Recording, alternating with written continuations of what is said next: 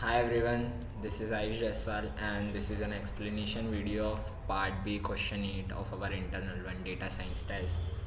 Now what is the question? We have to see the student faculty similarity analysis. Now computing distance measures and ratings.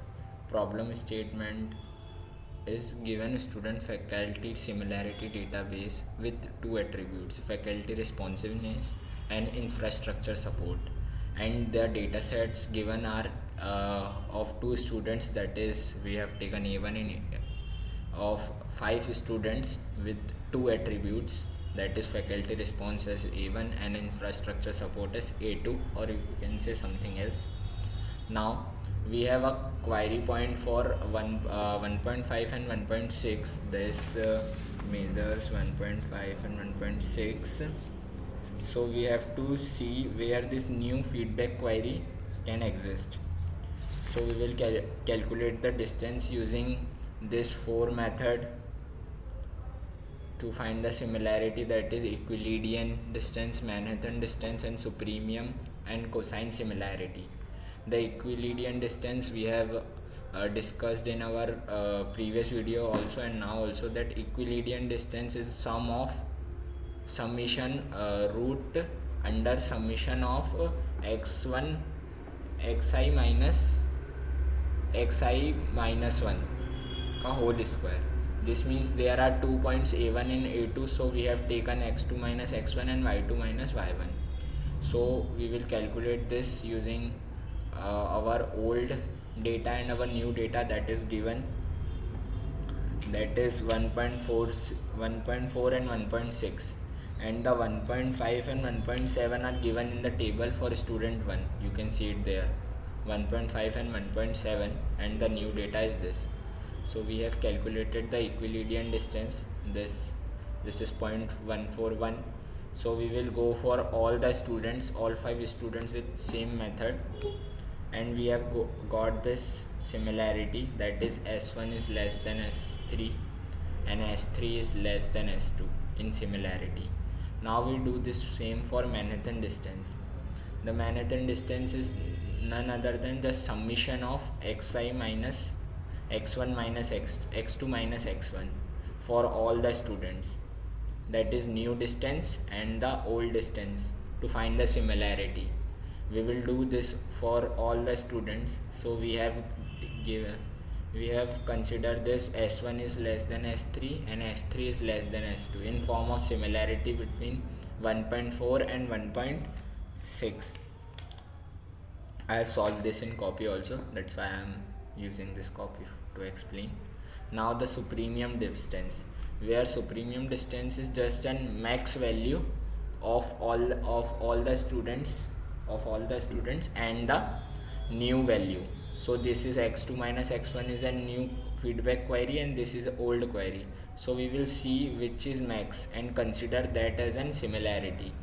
Here we found out as in S1 we found it as 0.1, in S2 we see it as 0.6, and in S3 we see it as 0.2. So we can see that S1 is less than S3 and S3 is less than S2. Although all the distance formula gives same similarity only. Values are different, but the similarity between new feedback is same only.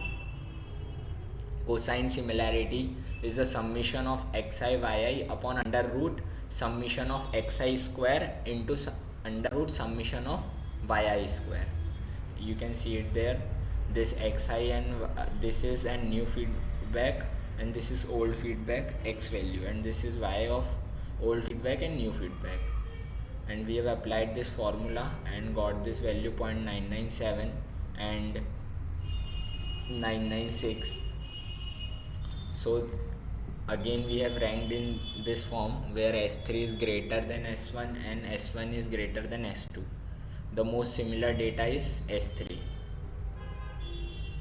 Now this is a table for all comparisons where we have found out that S1 is most similar in Euclidean, Manhattan and supremium distance, while in cosine similarity S3 is most similar. Now we see the key observations. our key observations I have said only in this table only explained, but you can read this. I will provide this PDF. Now vector normalization. You know that vector is just a collection of attributes, not of bits. Vector stores data in a uh, I can say in a dictionary form in databases, and in images it stores data in a form of attributes like that, where we have a vector formula, dot product, and multiplication product, so cross product, sorry for multiplication. Why I will explain why to normalize. So this is a formula for normalization. Y v cap upon v upon mod 2 mod of v, where we will find this mod as a distance, v a root of v1 square plus v2 square up to vn square. Benefits of this is removes magnitude scale difference, focus on purely on direction, makes vector comparable when they have different scales, convert all vectors to unit sphere. It majorly used that we have so many outliners, so we used vector to sum up that data in a given constraint. You can see that convert all the vectors to a unit sphere, where all the values uh, are stored in under the length of 1, so it is easy to find feedback analysis. So this is where we have applied all the formula, and for the new distance feedback we have get 2.12, and for new s1 student we have got 2.28, and s2 we got 2.76, and for s3 it is 2.41. So it is the normalization vector. Now we will find the magnitude. So for magnitude we will divide these values, this 2.21 with its xy axis, and this magnitude with their xy values of a student, and similar with the all only. So we got these values. All vectors now length is 1 unit vectors. Now you can see that all the units are normalized and are less than 1. You can see everything is less than 1. Now we can determine a similarity more perfectly.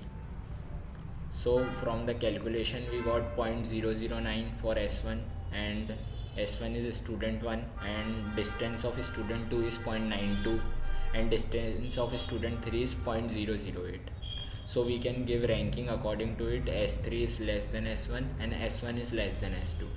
So here most similar after normalization is s3, that we have got from cosine similarity.